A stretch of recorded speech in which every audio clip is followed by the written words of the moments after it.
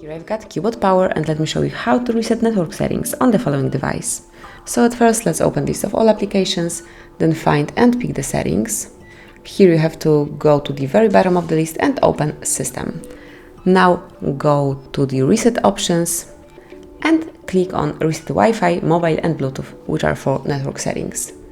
As you can see, this operation will reset all network settings, including Wi-Fi, mobile data and Bluetooth. So if you truly want to do it, if you truly want to perform it, click on Reset Settings.